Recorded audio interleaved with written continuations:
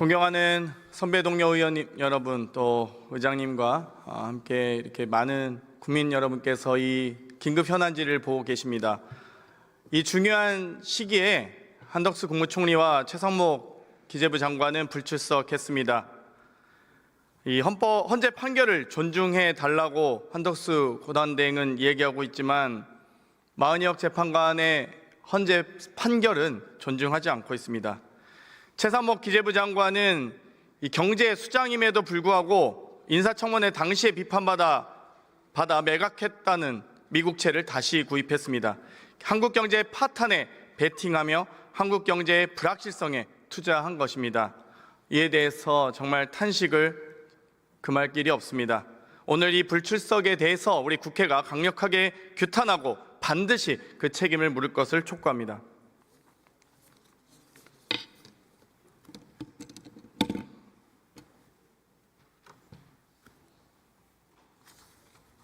보건복지부 장관이 옆으로 나와주세요.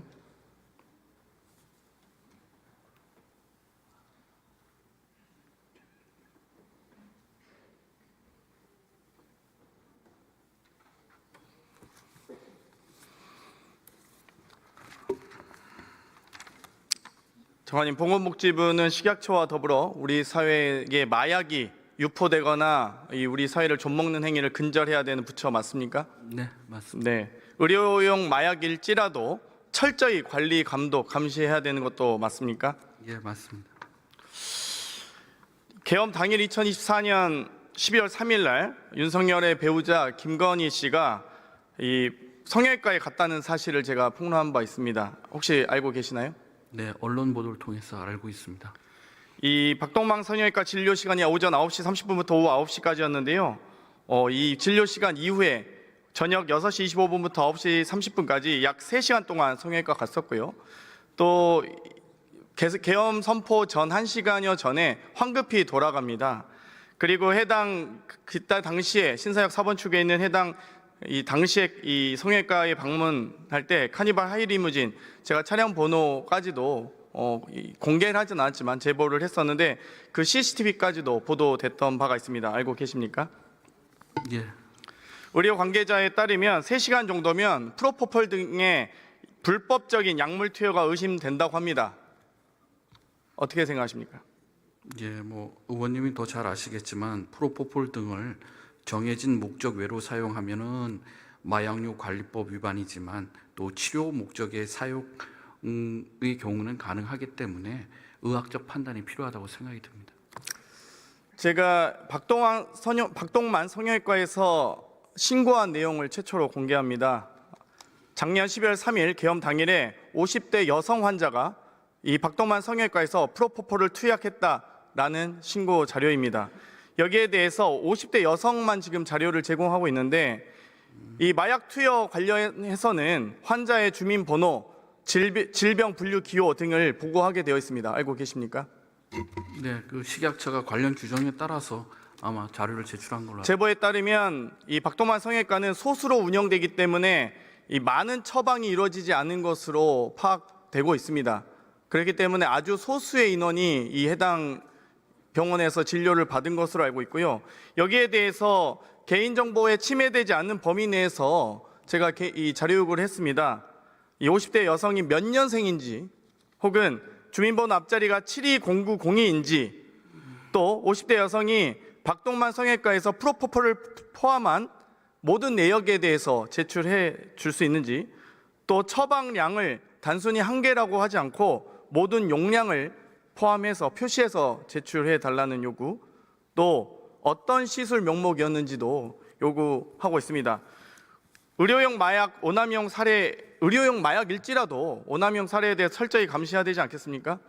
예, 아마 그 자료는 마약류 통합관리 시스템을 운영하고 있는 식약처가 관련 자료를 제출한 걸로 알고 있는데, 예, 뭐 개인정보 침해 안 됩니다. 이 사안은 공익적 사안이고요. 의료법 제61조에서 장관께서 직접 지시하시면 충분히 진료기록부 확보하실 수 있는 사안이기 때문에 제출해 주시기 바라겠습니다. 예, 관련 기관과 협의해서 법령에 따른 조치를 하도록 하겠습니다. 네, 돌아가다 주셨습니다.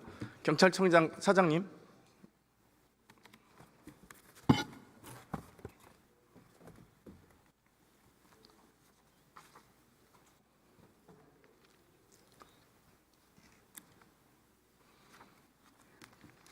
고생 많으십니다. 프로포폴 상습 투약 의혹 있는 경우 경찰이 수사하시죠? 예, 수사하고 있습니다. 얼마 전에도 모 유명인의 투약 의혹 보도 이후에 내사 들어갔던 적 있습니다. 맞습니까? 예, 제가 이게 대정부 질의, 긴급 현안 질의 과정에서 공개한 부분에 대해서는 내사 착수해야 되지 않을까요?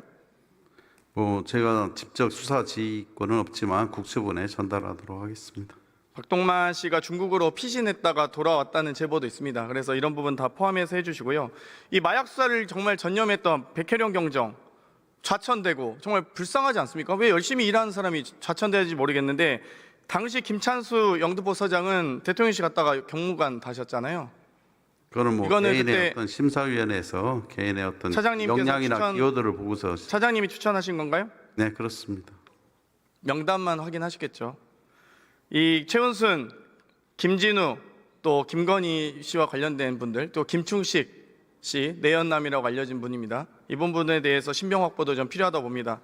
어떻게 생각하십니까? 그 자세한 내용은 제가 아는 바 없습니다. 다만 이제 국수본에서 여러 가지 상황을 따라서 수사할 거라고 생각하고 있습니다. 네, 돌아가셔도 좋습니다. 국방부 차관님 앞으로 나와주세요.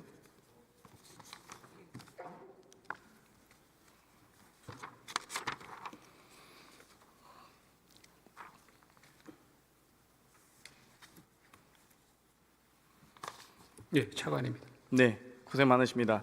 제가 지난해 9월 10일 대정부 질문에서 김영현 국방부 장관에게 군 골프장 이용 내역을 이렇게 질의한 적이 있습니다. 8월 24일 날 윤석열과 김건희 두 분이 성남 골프장 이용했다고 질의했는데 극구 부인하면서 제가 옷을 벗을게요. 그러지 마세요라고 답변했는데 결국 태릉 5회, 남수원 1회, 구룡대 1회, 한산대 2회, 성남 1회 사용했다고 기재했습니다.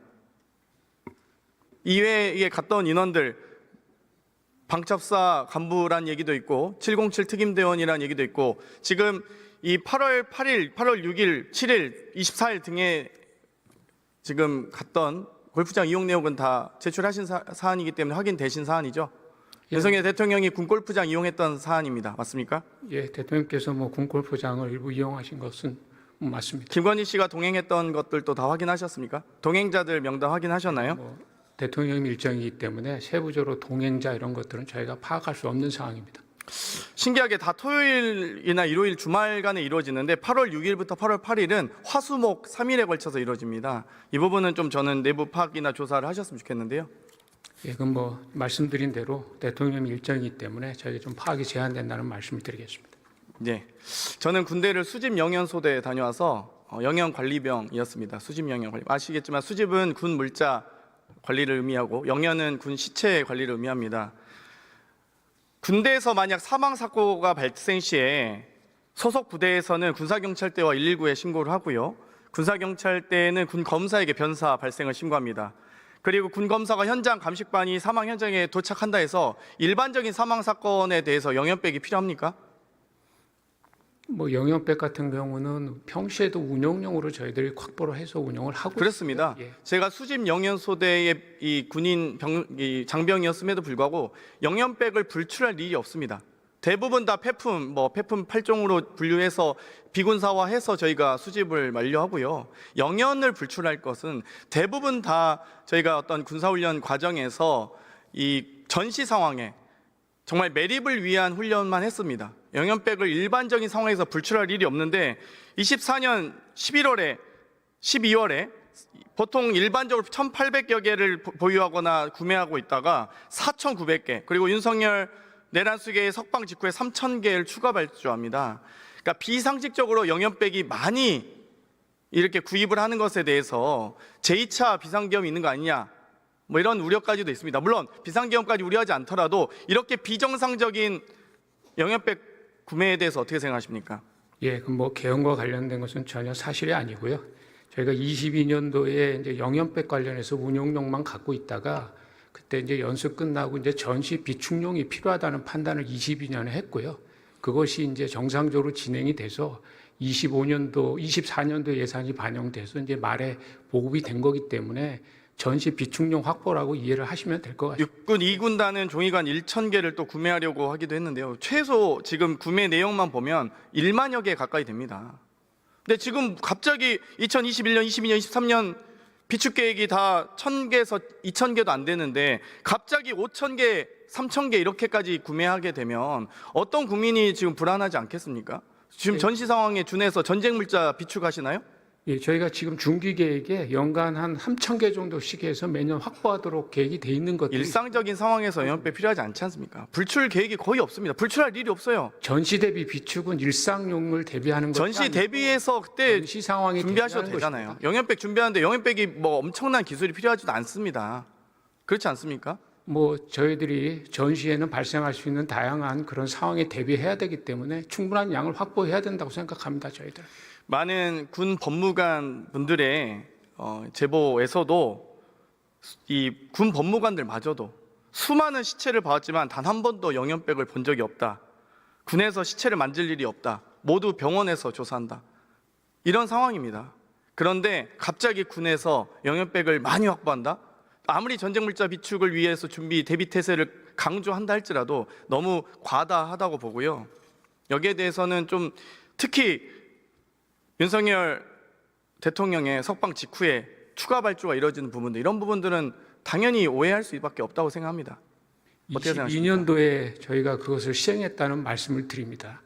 22년도 22년도 1,565개, 23년도 1,890개 하다가 24년도 4,900개, 25년도 3,100개 이렇게 되면 좀 상식적으로 구매 분량이 너무 늘어나지 않습니까? 의원님 뭐 잘 아시다시피 군에서 이런 거를 하려면 예산이 확보돼야 되는 거고 예산이 확보되려면 그 연도에서 한 1, 2년 전에 그런 것들이 다 판단이 되는 겁니다. 그래서 필요성은 그럼 계속 22년에 지속적으로 안정적으로 확보를 하시면 집행이 이제 어떻습니까? 24년도에 예, 그러니까 예. 안정적이고 지속적으로 확보하시면 되죠. 예를 들면 갑자기 1,000개 하다가 5,000개 하시지 마시고 2,000개씩, 2,500개씩 쭉 하시면 되죠. 안정적 확보라는 얘기입니다. 국방물자는 그런 게 당연히 제대로 되는 대비 태세 아니겠습니까? 마지막 질문 하나만 드리겠습니다. 이번에 그 케이블 타이 보셨죠? 군대 갔다 온 남자들 다 비웃습니다. 사실 케이블 타이로 아니 저희가 대항군 포박할 때 많이 했거든요. 아시죠? ATT나 훈련할 때 대항군하고 저희가 여러 훈련할 시에 대항군을 포박할 때 이 케이블 타이를 썼지 언제 문을 닫을 때 합니까? 그 말씀 좀 듣고 싶었습니다. 저는 진짜 아마 대한민국에 군대 갔다 온 모든 남자들 다 알고 있는 내용이고 다 황당했을 겁니다. 심지어 특임대 대장이라는 분이 나와서 그 문장 굴라고 했습니다. 그 말을 누가 믿습니까? 케이블타이 인터넷에 검색해봐도 오바로크 치는 그냥 상점에서도 케이블타이 포박용 케이블타이라고 팝니다. 케이블타이는 지난번에도 말씀드렸지만 인원을 포박하는 용도 있고요. 시설을 봉쇄하거나 차단할 때 쓰는 용이 같이 있다는 말씀을 드립니다. 예. 박선호 의원님이 제시했던 케이블타이는 포박용 케이블타이잖아요. 예, 뭐 그때 제시한 건 그게 맞습니다.